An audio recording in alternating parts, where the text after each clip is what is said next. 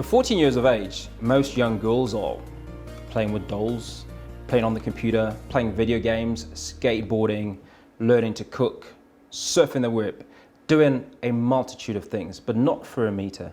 At 14 years of age, she was in the middle of war and escaping the DRC. This is her story. Amita, thank you so much for coming on to Cope. Thank you. Your life is absolutely incredible. The journey, the path that you have walked. Take us back to those many years ago when you had to escape the DRC. What was the build-up to that? What was your life like? It was not easy. It was a difficult part to be in that life. If they say you go back to choose what type of life you would like to live, I will not choose to go back to that type of life. Tell us more about it. Maybe as a 10-year-old, maybe building up to when you eventually had to leave the DRC, your family life, the neighborhood you grew up in, schooling, and so on. Yes, I'm from Congo, Kinshasa. I've grown up in Congo, and we stay with a happy family. It happened that my mom and my father got separated, so my mom have to marry, and I have to go with my father. So my father was a general, and they send him to go and work in A general in the army? Yes. Then they transfer him from Congo, Kinshasa to Bukavu. That's when I have to go with my father. Was it just you and your father, or did you have other brothers or sisters that went with you? Yes, no, my brothers and sisters had to remain with my mom because they were fighting over the kids. So Okay. my mom couldn't take all of us, and then my father took me with him. How many children? We were 4. Okay. 2 girls and 2 boys. So the other 3 remained with your mum? Yes. So when we left in Bukavu, life was fine. As usually, my father go out to work, but there was a day when my father went to work and never come back. How old were you then? 13, 14. So I just stay with alone in the house, just like, soldiers, they have apartment houses. In a compound? Exactly. So you know that this one is the child of that, and they all stay together. So even if my father goes to work, I was not worried because I was in the house and I know neighbors are there. But that day is the day that I will never forget. So I was not aware what was going on outside there. So I just saw my neighbor, old lady, running into my house and called me out like, what's happening? Say, let's go. Where are we going? Daddy is not here, We use when your father is not here, they say, be there. You are there in the house, everything is there until they come back, they find you are there. I'm like, where am I gonna go? My father is not here. He didn't give me any permission to go anyway. He said, no. She lied to me, no, your father will come to look for us, let's go. So when we come outside, you found people on the floor, blood all over, people running, jumping on top of others. So what was actually going on? It was a war. That's when you're like, we don't have time. Just the way you dress up, the same clothes without shoes, you just running. You didn't have time to wear shoes? You don't have, where you gonna look? You have time to look for the shoes. It's pulling you, Like you don't wanna get out of the house, then you have been pulled, let go. You don't have time to look for the shoes, nothing, just the way you are, that's how you have to go out like that. So that was my first time seeing the really guns, those big guns, and you sleeping the same place with the dead body so that you can have a way to escape. When you hear that people are coming, you just lie down where there's dead body mixed up. In order to hide yourself? In order to hide yourself. And this lady, she was with you? Yes. All the time? All the time she was with me. She would lie there and put her hands on top of me, but we just pretending like we're all dead. When she hear people's coming, you have to hold the breath, like, because they kick you with a leg to turn you to see whether you saw.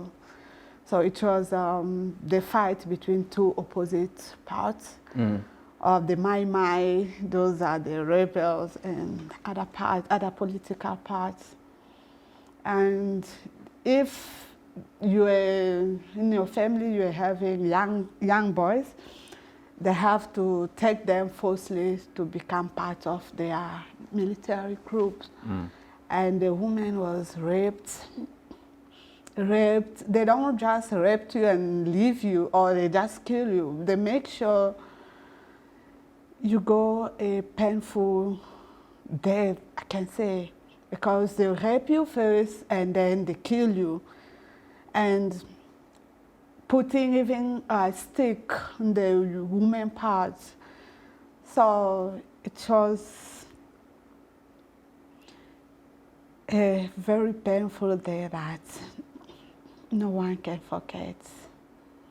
It was not really easy being young and being protected by someone else that you don't know, not even your family.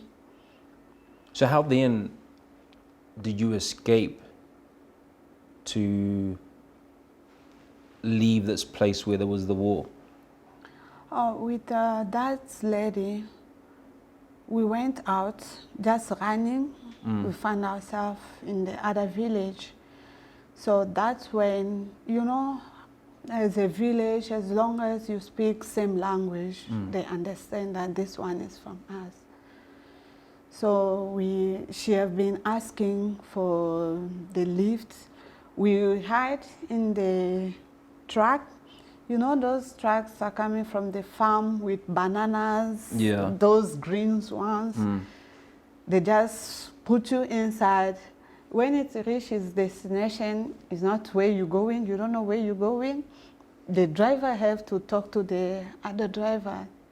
Just like that, how we've been. So you're going from one truck to the next? Yes. And without eating, no money, no food, nothing. So we spent 3 days not eating until we reach another village where, like, there's a river, you have to cross via the river to go to the other neighborhood. That's when the mother tried to ask something to eat for me. And from my side, when they give food, I can't eat without someone who's helping you.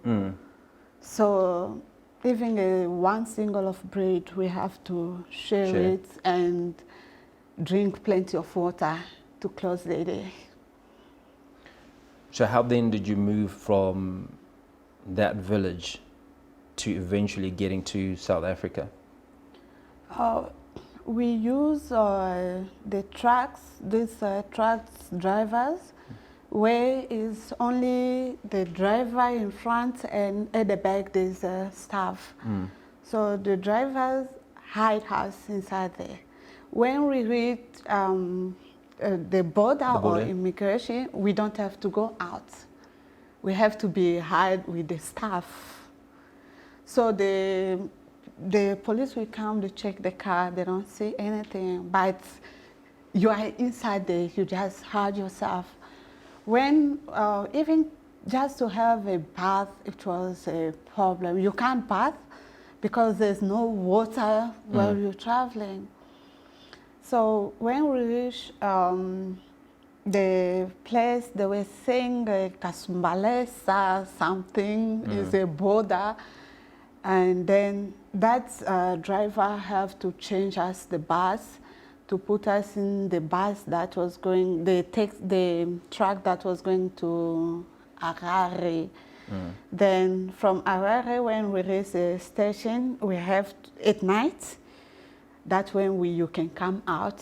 You run to the toilet for the station. You wash your face. You use the toilet, and you make sure when you're running, people don't see you, because the driver will be in trouble if he gets caught. That's how we managed to reach South Africa, thinking that when you reach South Africa, the problem is solved. At least there you are safe, you don't have problems anymore. But the problems still follow you. So what were some of the problems that you faced when you got to South Africa before you finally settled? As a young girl, you need education. You need food, and you need, first of all, what is important in South Africa as a refugee is a document, which I was not able to have a document by that time. Because when you go to Home Affairs, they say you have to have under the parents file.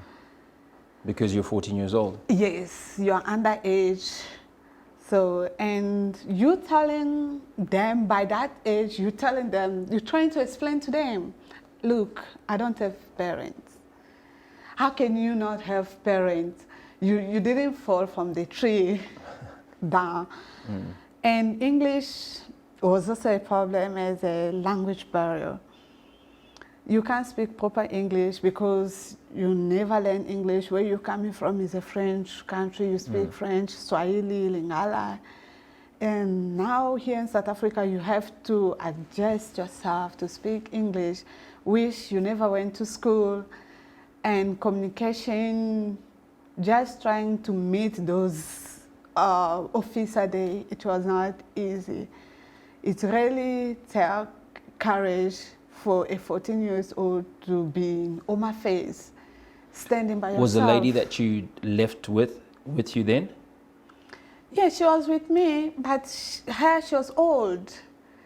So, like, we are just in the house, so she don't go out.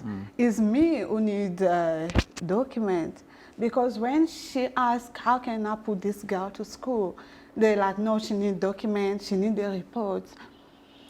How can a refugee, okay, there's different type of refugees, I can say. So like in my case, you ran away from your country, you were forced to leave your country to go to the other country. How will you be able to have your report for your private school to go to the next school? Grades, like I had to go to grade 8.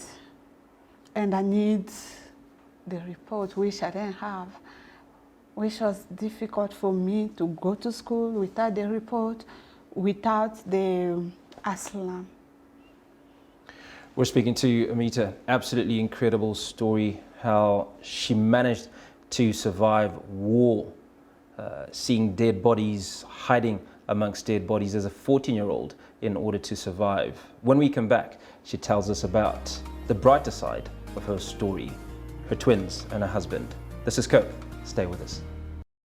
Thank you for staying with us. We've been speaking to Amita and her detailing her rather gruesome tale, surviving war in the DRC and eventually ending up in Johannesburg, South Africa as a 14-year-old, courtesy of an old neighbor, elderly woman that helped her cross the many borders. Amita, thank you for staying with us. Tinashe, good to have you on in the second half of this show. So eventually you got some documentation. Yes, I did. What documentation did you get? For a moment, I'm using a refugee status. I was helped by an organization, a refugee organization, where they took me there because Home Affairs denied to give me a document. So I have to be with them as unaccompanied minor. And that's when the social worker helped me to get the document that I'm holding now. Thanks to them. That's amazing. So tell us a little bit about life once you settled.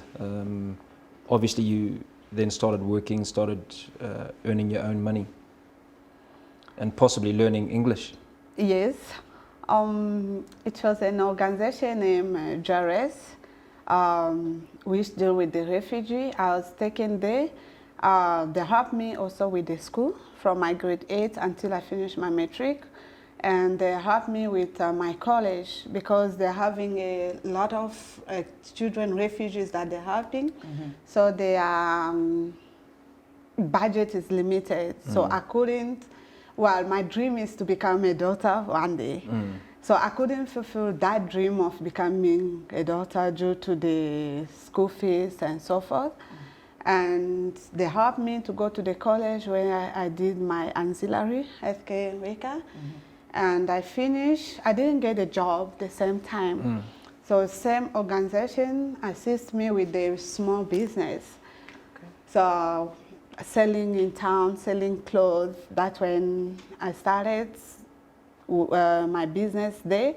And until when they have this program of community health worker, they call me back to say, hey, there's this post that we'll be having next year. Are you working? I say, no, I'm not working. So I used to go to old age to apply. When they look at your paper, they ask for the ID. You give them your paper because it's just a paper. It's a A4 paper with your name and so forth. They will be like, what is this? So not a lot of people knows what is a asylum, what is a refugee status. So I try to work on my own. I volunteer at Netcare. I started working, just did a month, it couldn't work out. I went to Avalon Old Age. I was working, but due to the documents, it didn't work out. I keep on changing different places until I worked at Old Age in Yovel, Nazareth House, where it reached a time they said they're now having a auxiliary classes, school, like they want their own students. So they can't take someone from outside. So I have to lose my job. I'm like, at least if it was a upper level, I could continue with you guys, but it's the same level. So I don't have money and I can't repeat what I know. So I lost the job and I stayed home until 2017. That's when I started working now as a community health worker back at JARES, the same organization that helped me. Yeah, until now I'm working with them as a community health worker. Well, it's not all been doom and gloom. During that time you met a man and had babies. Tell us about that. Yes, that is true. In 2012, that's when I met my husband, where I was doing my small business in town. He was also doing his business in town. He had a shop in town. That's where we met. And now I'm married. I'm happily married. I'm a mother of 2. So yes, I'm married now. And you have twins, correct? Yes, Wow, I have twins. Yeah. That's amazing. So there have been some blessings in this very, very difficult journey. Yes. Now let's go back to time from when you were 14 and just look at some key highlights. Let's talk about your family. Where is your family? Have you been in touch with them since you left? No, since I left, what I know that my father passed away, and my mother there in Congo, I don't have any contact with them. Nothing until the moment. Your siblings, nothing either? Nothing. So you basically have had to build your own family when you moved to South Africa? Yes. I have to build my own family. Unfortunately, the old lady that I came with passed away. She passed away when she was doing a business, like she started buying things and selling to Zimbabwe, Mozambique. That's when she met with an accident and she passed away. And Jairus gave me, because I was so young by that time, she put me under a garden that, yeah, I was staying with until now that I got married. I stay on myself on my own house. How do you feel about this old lady? Are you grateful that she came to your house on that fateful day to take you? Of course, yeah. I'm grateful to her. I thank her a lot because if it was not for her, I couldn't be here. I couldn't be alive today. So it was like a God-sent person to help me. Tinashe, let's talk a little bit about the challenges that 14-year-olds would face. Never mind a 14-year-old wading through rivers. A war, yeah. Absolutely. The trauma of dead bodies, you know, as you try to escape or try to protect yourself. And then obviously ending up in South Africa, which is, or certainly in Amita's experience, was almost hostile. Yeah. I mean, in general, being a 14-year-old girl is dramatic. The body is changing, everything around you is changing, you're understanding your role in the world as a young black woman. So I can only imagine that, and then clashing with, you know, literally being torn apart from your family and then going to places you never would have ever dreamt of. Imagine just having a day, Hugo, where you're like, oh, tomorrow I'm going to meet up with Tinashe and I'm going to go grab a drink. And that never happens. Because literally an hour later, your whole life is just changed. So, like, it's humongous. It's a lot. So, I don't even know how you managed through that. But that just goes to show you, you know, that's why people, as survivors, what they experience, it's so important that you keep sharing your story because it's absolutely things that we never expect anyone to go through. But when we then discuss coming to a place like South Africa and then you are received in such a tough way, I mean, these are all things we've been trying to deal with in South Africa, about how they deal with what is asylum, what is a refugee. Because of South Africa's history, unfortunately, they were never, apartheid worked because the borders were closed. They were so used to just being themselves alone, tribe versus tribe, and you know. So now when the world came open, it's like the influx. People in South Africa actually really have trouble dealing with foreigners. So the government in the same way has taken time to put the right laws in place or the right ways of dealing, because it's incredible. So you have to be part of that organization, the one you're part of, to have gotten help, because you had to go back there time and time. It's like they're the ones who have the shares to get things done in the country. And there's probably 3 other organizations like the Red Crosses or whatever. And that's very unfair. And at the same time, they can try to help you, but the perceptions are not changing on the ground of what does it mean. They don't actually understand that Amita had nowhere else to go. This is the only place she can be. So you can only be grateful that the beauty of life is that you still find pockets of happiness. She managed to start a business, get educated, get married, have children, you know. So amidst all of that, twins for that matter, you know, twins. Yeah. So amidst all of that chaos, there's still joy, you know, and that's all you can ever really try to focus on. But there is definitely a lot that needs to change. First of all, why was there a war, you know? There's all those little, it all trickles down. Because if there was never those issues, that led to a war in another space where people had to flee and then end up in places where other people were not even prepared mentally to help them, to receive them. So it's just the mental health space of everyone involved is just so massive. It's a lot to deal with. But the human body is resilient. She still found her joys, regardless of how, literally, it's like everything was against you at some point, but it worked out. I suppose my next question, Amita, is how did you cope? How did you deal with all of this? Have you dealt with it? I mean, so much loss, so much pain, probably anger, you know, why me? So whilst there's joy of having escaped, there's obviously still a lot of questions, I suppose. Yes. It was not easy as a young girl. imagine, as Tinesh said, at 14, that when you need a mother close to you to tell you, know what, this is girl's life. This, you'll be expecting this and that. But wish I didn't have by that time. So it's really, I don't know.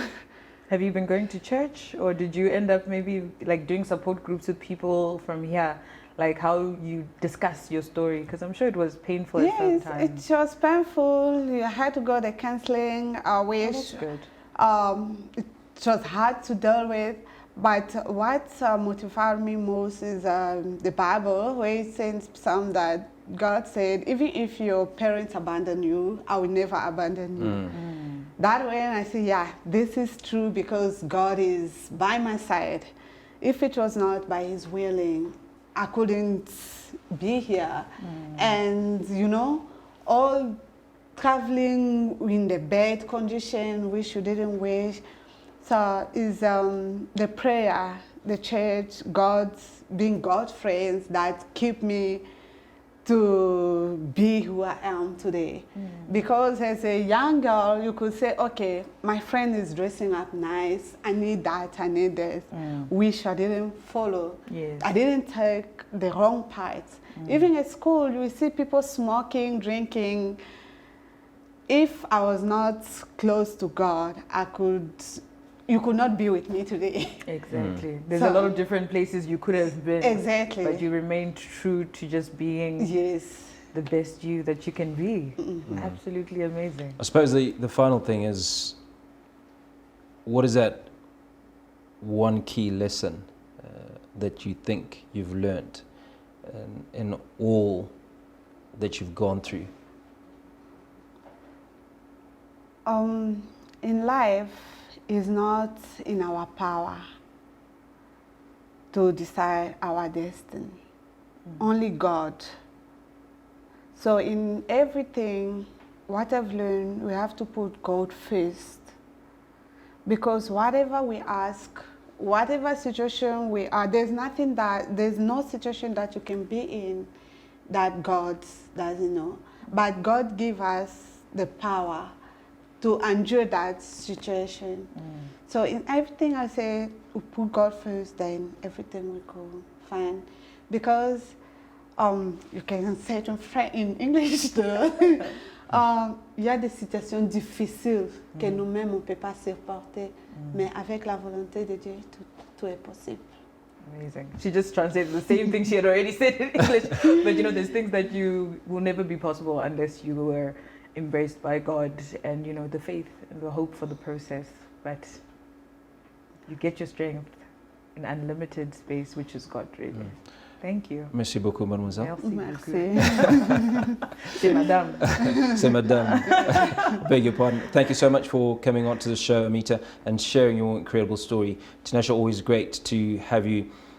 Absolutely delighted to have had Amita on the show. 14-year-old girl leaving the DRC under such strenuous conditions, making it across eventually to South Africa, and now is happily married and has 2 amazing twin children. Thank you so much for being a part of COPE. This is how we cope. Until next time, goodbye.